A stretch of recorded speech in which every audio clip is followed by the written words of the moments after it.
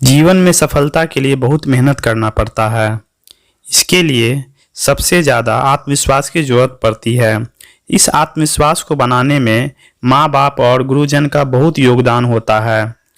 छोटी छोटी कोशिशों से हमारा आत्मविश्वास बढ़ने के साथ साथ हमारे काबिलियत में भी निखार आता है।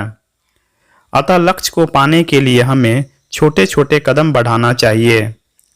चलिए आज हम आपको इसी से जुड़ी कहानी सुनाते हैं कि कैसे छोटे बाज के द्वारा भेड़िए का शिकार किया गया।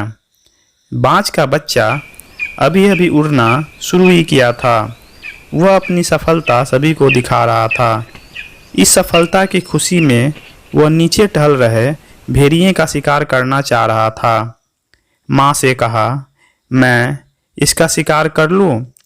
परंतु माँ ने कहा, अभी तुम छोटे हो, भेड़िए का शिकार अभी रहने दो, बल्कि छोटे पक्षी से अपने शिकार की शुरुआत करो। आपको बता दें कि बाज की शक्ति, स्वतंत्रता और श्रेष्ठता के कारण संपूर्ण विश्व में इसे सभी पक्षियों का राजा माना जाता है। यह एक विशाल आकार का शिकारी पक्षी है। इसके पंजे काफ़ी मजबूत और नुकीले होते हैं। छोटा बाज बहुत ही आज्ञाकारी था। उसने माँ की बात तुरंत मान लिया। छोटे बाज ने बड़ी कुशलतापूर्वक तोता का शिकार किया, जिसे देखकर बाज की माँ बहुत खुश हुई। तोते के शिकार से छोटे बाज का आत्मविश्वास भी बढ़ गया था। एक दिन बाज ने फिर माँ से भेड़िए के शिकार के लिए पूछा, परंतु इस बार भी माँ ने उसे भेड़िए के शिकार के लिए मना कर दिया। माँ ने कहा, पहले सांप का शिकार करना सीखो।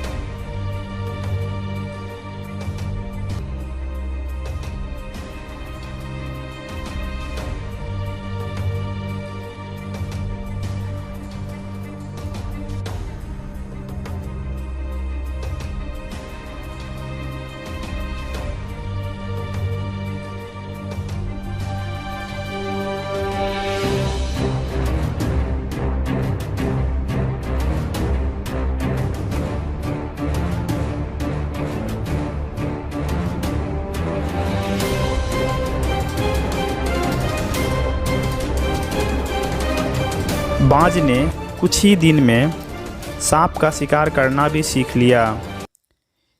कुछ दिन बाद बाज ने माँ से फिर भेड़िए का शिकार करने के लिए पूछा। इस बार भी माँ ने शिकार करने के लिए मना कर दिया। माँ ने कहा, पहले खरगोश और मेमने का शिकार करना सीख लो। हर बार की तरह फिर उसने माँ की बात मान ली।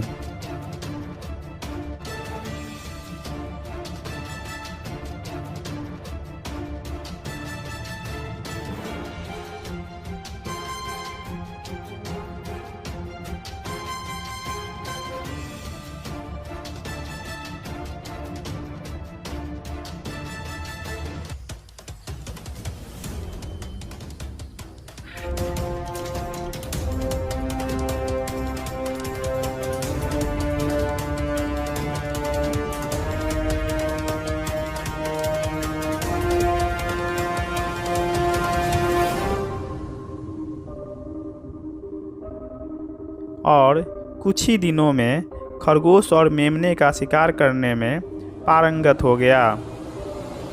एक दिन बाज अपनी शिकारी निगाह से भेड़िए को देख रहा था।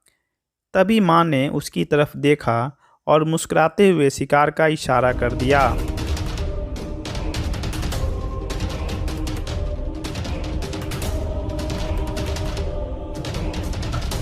बाज ने भेड़िए की तरफ तेजी से झपट्टा मारा और थोड़ी मशक्कत के बाद भेड़िए का शिकार करके आसमान में लेकर उड़ गया।